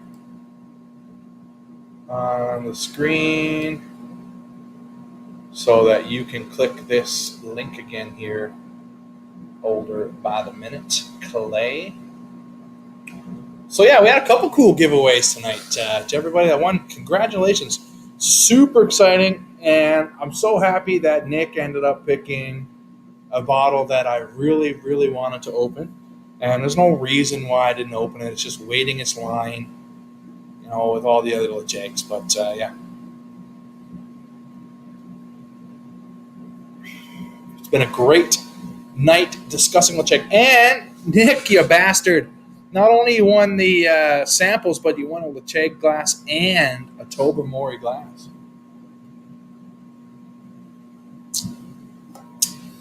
And you said something about those glasses. I can't remember now. I'm not sure if you're still here, Nick, but I'd have to go and scroll back. You said something about Sean, how many glasses and all that good shit. So folks, we talked about this earlier, and we'll bring it up again here. What are you drinking tonight? What's in your dram? We know Paul is drinking the Signatory Lecheg, and I want to know what else folks are drinking. I'm back to the 21 here, pairing with the cigar just beautifully. I have another one of these cigars, and I am going to spend some additional time with the 21 in this, and just to see what's going on there. So, and Gene, 5-point dram. Lecheg core range 10 and 21. The 10 is the core range. The 21, I don't know what in the hell is going on with Lecheg. I don't know what's core range and what's not anymore, man. The 21, I don't know if it's a core range. I just don't know, man, because it seems to be so limited that it's really difficult to tell what's core range and how long is it going to be core range before it disappears forever, right? Kevin says earlier you drank a Bowmore lineup. You had a 2012 and 89 port, David Simpson 20-year-old. You had a 26. I think I seen Rohit for a couple of those. Was that the tasting that you're referring to?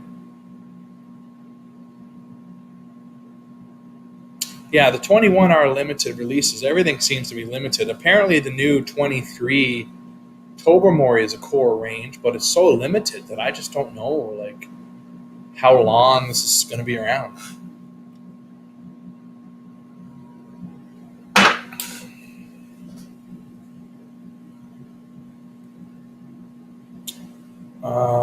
Yeah. Holy Lord, I got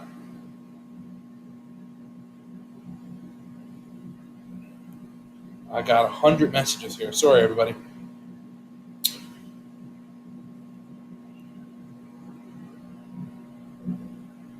So yeah, we've been through quite the range tonight between myself, Mike, Kevin, and Paul came in, and he enjoyed that signatory. So I'm pretty stoked about that.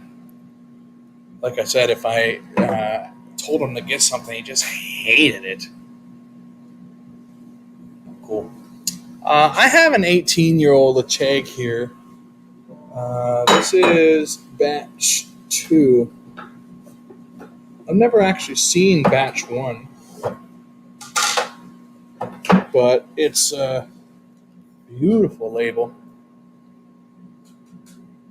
That's back when the Lachegs came in these gorgeous wooden boxes. You don't see those now. They've gone to cardboard. That's okay. If that's saving us cost, then I'll accept that.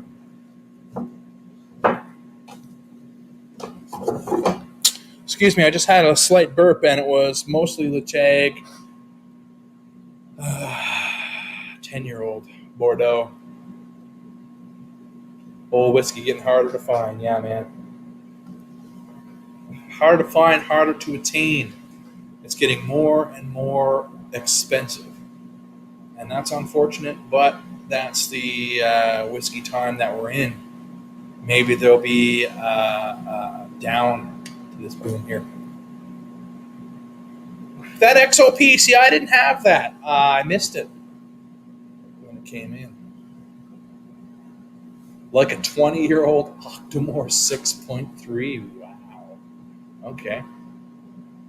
Lagurge. What's that? Lagurge. Lagurge. Oh.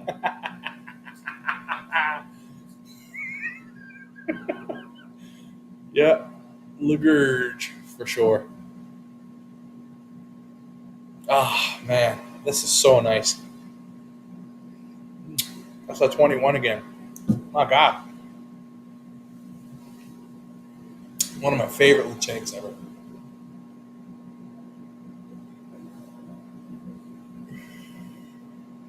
Yep. Clay's back after some technical difficulties. We're going to try to pull him in again. I kicked him the fuck out there to see if we could reset this bastard. So let's try it again. Are you ready? Yeah, let's bring him in. Clay, bring it in. Let's try that again, G. Let's try this. I don't hear myself echoing in the background like a Shrek. That's good. That's a good thing. That's a good thing. And I can hear you live and loud. That's good. And you're drinking the 10-year-old creation that you made. Is that correct? Yep. The little mini barrel. I did a little sherry finish on the barrel. It's like a Solera cask sherry. Cheers, Kevin. How long did you leave it in the cask? It was probably a little bit longer than I probably should have. I put it in there for a full week, but it probably could only use like maybe 6 days. But it changed dramatically. Like the sherry was in there for about a month and a half, I guess, 6 weeks. Okay. And then the Legic was only in there for maybe like a week. I think it was from 7 days total from start to finish. Okay. And you think a little bit too long in there? Yeah, it picked a little up bit too much of that like young, crisp oak? No, it was more the sweetness. Okay. Yeah. Interesting. The I crisp find a oak, lot of people say it's too much. A lot of people say it's too much oak, and it gets overpowering with like a really young, unseasoned oak type of deal. no, But that's all the right. sweetness, I'd actually be very interested to see what that sweetness brought to a Lacheg, because I haven't had many overly sweet Lacheg. So that's actually very exciting to me. Yeah. Well, I was actually I was trying to figure out which one would stand up to the sweetness of the sherry, and it was definitely the choice for the Lechic was a good one. So I find the 10-year-old has a lot of toothpaste in there. Is there any of that with the wine influence now? I'm not like a minty type flavor. Yeah, spearmint, wintergreen type of things. Yeah. I call I it think toothpaste. It seems to be a little more general. I find a lot of people, including myself, wouldn't really differentiate too much against wintergreen and spearmint and mint, for example, right? It's yeah. all kind of that minty eucalyptus type of feel. Yeah. I know what you're talking about. I don't get too much of the mint, but I know what you're talking about with the eucalyptus. But it's definitely taken away some of that youthful raspiness that Legic 10 has. Interesting. And it's kind of smooth, rounded it out a bit. But in terms of Now, too much oak, I don't think so. okay, My that's own good. opinion. Yep. That's good. That's where a lot of times these home experiments become unpleasant. So the fact that it's not too much oak, that's super exciting because Yeah. again, I'm looking forward to trying a very sweet Lecheg. And just so everyone in the room understands, you did say that you were sending me a sample. So that's why I'm so excited. Yeah. I'll send it to Sean, I think, last time, and then Oh, excellent, man. I oh, got so that either you or Sean, and Alcantoshan. then you guys can trade it back and forth. Yeah, we'll get it up to Fort Mac through the Sniper Trail. At the very least, every 6 weeks, my good friend Matt goes down. Oh, okay. Yeah, so Sean has been known to have, at times, dozens of bottles just sitting there waiting. I have a couple in my shelf waiting for pickup as well, or at least one anyway. One of those Brook Laddies. Oh, those Brook Laddies. Mine is almost gone. I poured some for Dan. He was happy he got to try it. He was looking for that one for his collection. Yeah, they're And I unfortunately popped it way before I ever knew that he was looking for it and guzzled it before. So, and my understanding is they sold out of that one pretty quickly. True? Yep. I bought the last one, or we bought the last one. Not shocked. It is quite delicious.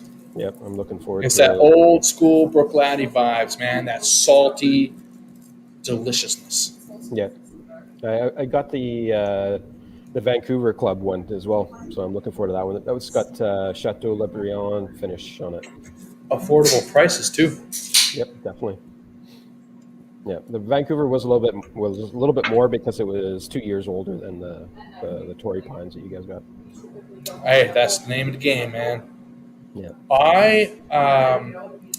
I'm having trouble hearing because I turned off my heater Okay. and I think I accidentally broke the lever.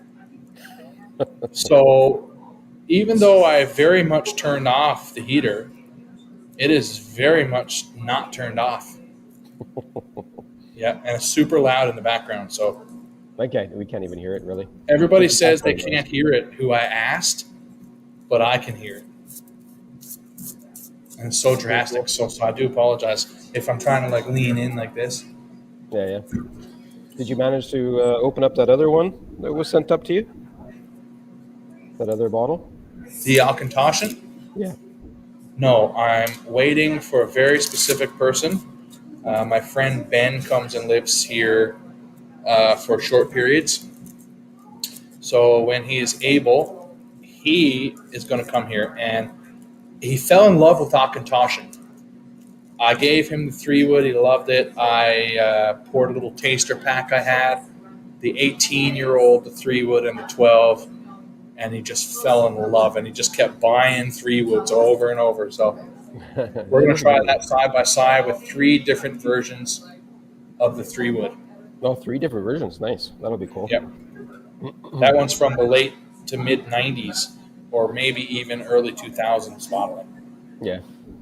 Yeah, I think there's one more. I might actually go back and grab it. Yeah. So I hate the fact that this friggin' sound. I just hear it roaring in the background. Can anybody in here hear that at all? It's a little bit of a buzz in the background, but not bad. Not too bad, though? Nope. Just sounds like This background noise. friggin' thing, I think I broke the lever on it. Fucking piece of shit. I'm going to rip it off the wall on the way in anyway, so. Yeah, we don't get too many. Everybody. We don't get too many lead jigs around here in BC. What's that? We don't get too lead jigs in BC. No, probably only that 10, is it? The 10 is, yeah. Oh, well, there's the Black Adder that I missed grabbing. Oh, that's right, yeah. Yeah.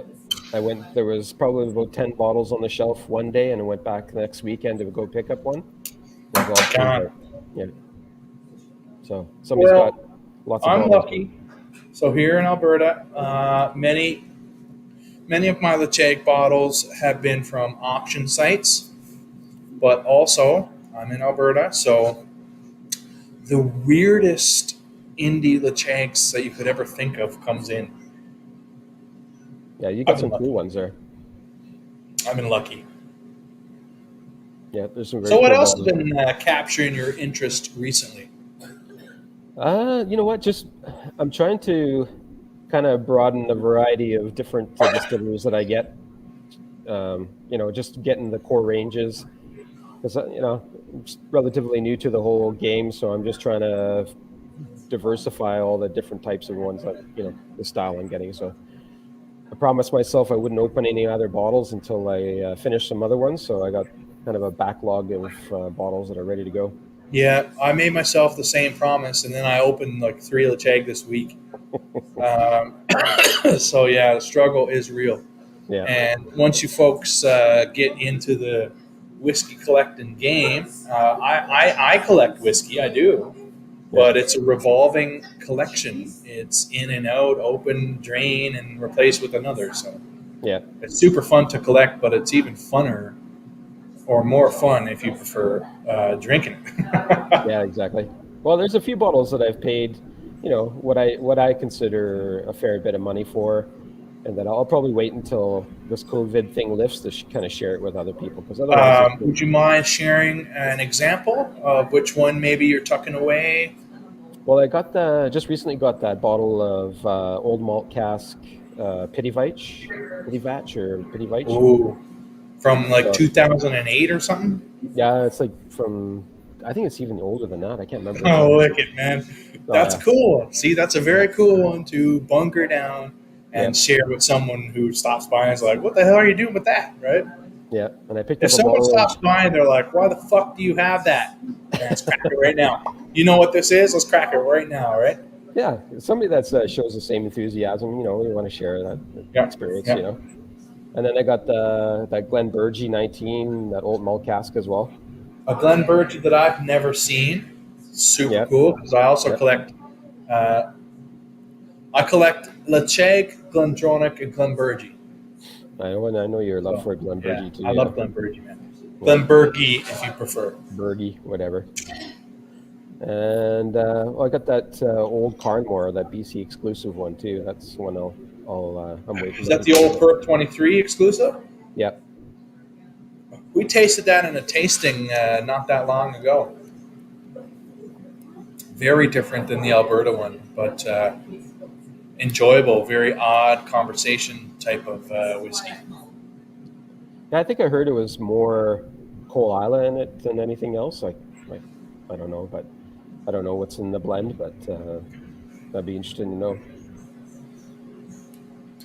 I also see you have a hat with a Glencairn filled up to the bulb. Yeah. What is that? Wife got that for Christmas for me. That is a fucking cool hat, man. Yeah, I thought so too. My hat is all black, like a fucking loser. Oh man, I like that a lot.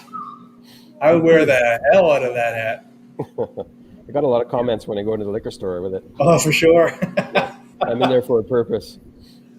Feel like this guy knows what he wants, man. Get the pappy. Get the pappy.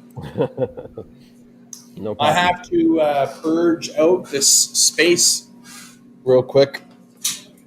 My wife and Keisha is in the background there. And because of my chronic cigar smoking, Keisha often wears a babushka hat to cover her crinkly hair. Yeah. Apparently, everyone who comes around me stinks like cigars and has to shower immediately after. Yeah. Oops. Paul's heading out. Yeah, Paul, thank you so much for joining, and happy you enjoyed that signatory. And I'm going to be heading out in 10 minutes here myself, folks. Let's do a very quick recap. Clay, you're drinking a 10-year-old Chag that you finished in sherry seasoned oak as a little home project, correct? You bet. You said it's super sweet. Yep. You also said you have a sample for me. I do. It's on its Just way. get that on record. We drank some 21 Lachag. We drank some 10-year-old Bordeaux Lachag, some signatory Lachag. Holy Lord, we drank a hand-filled bourbon cask Lachag. Man, it's Lachag City up in here. It's cool to see that everybody loves Lachag, because I was once called a fool. Lachag was kind of frowned upon as the poor man's Pete, and now people are like, give me that weird shit. Give me the weird shit. I'm sick of run of the mill. Let's up the funk, right? Yeah, exactly. We like the funk.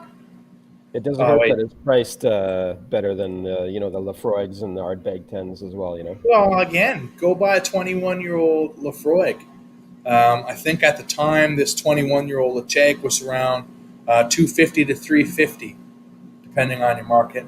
Let's call it high end at $350, or split the difference at $300, $320, whatever. 21 years old. Go find a Lafroig 21-year-old for that price. The Lafroig 25 is $500 at least. Go find an Ardbeg 21 for $350, man. You're not doing it. I seen the Ardbog sell for $750 recently, man. Unreal. Yep. Totally agree. I'll stick to my Lachag, even the 10, man, over and over and over. It goes on sale quite frequently at Sobeys, so I'll pick it up every time it goes on sale. Literally every time it goes on sale for $50, man. That's crazy. Yeah, I mean you can't walk by that dram at $50, right?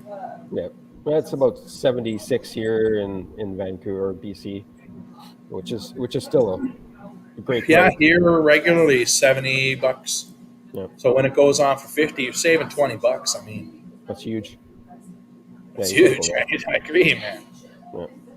You could get Famous Grouse Smoky Black back in the day for $23. So you're saving a bottle of Smoky Black every time you buy the Lachag on sale. So I mean, what do you want? Yeah, exactly. But yeah, I'm going to wrap it up here. We had some great giveaways tonight. Clay, you were one of the giveaways because your picture caught my eye, man. Thanks. And it reminded me of spring, and I felt good looking at the picture. I was thinking of the kind of floral, weird aspect, wilted flower of Lachag type of thing. So congratulations on that one, man. I appreciate it. Thank you very much. Yeah. Eve's Scotch photographer ended up winning. I'm going to send you both the same 5 samples of Lachag. And then, of course, we had Nick. His picture caught my eye with the dark tones, and then he had a hilarious description. And he picked this one to open tonight. So that's about it, folks. We want to thank everybody for joining right until the end. Whiskey A. See all you horrible influencers, you.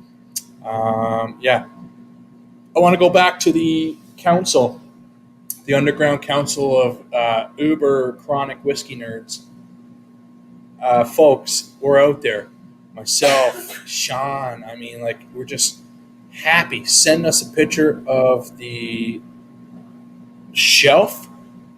And if you can get us within if you have 15 minutes, let us send it out to the network, man. And we can help you buy. I do it all the time with my friends. I'll send them a picture and say, hey, what have you had here? What is a must try here? And it's really fun. Sometimes they're right. Sometimes not my thing, but that's the whole fun about it, right? So, Well, without fail, it's either you or Sean text me back within a few minutes of me taking the picture. So my phone's always in my hand. I'm usually in a situation where I can take a quick break at work, or people are doing questions in their book or something like that, right? So yeah, it's been fun. But yeah, we'll close it off there on a high note. Everyone, thank you so much for joining. Gene, long live the J. I will cheers to that. I'll drink the last of my 21. Just a little tiny sip here. So I will cheers to all you folks. Thank you so much for joining us. Hopefully we'll be able to do it sometime soon in person. But if not, we'll continue meeting here once every 2 weeks, once a week if we can, schedules allowing, and maybe smoke and drink together. Sound good, everybody? good times. Cheers, y'all. Cheers.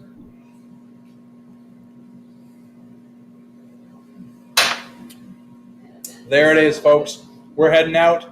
We will see you sometime soon. Hit us up on Instagram, at Know Your Whiskey, at The Whiskey Explorer, at Ty Brandt Comedy. And we'd be happy to chat whiskey all day, every day.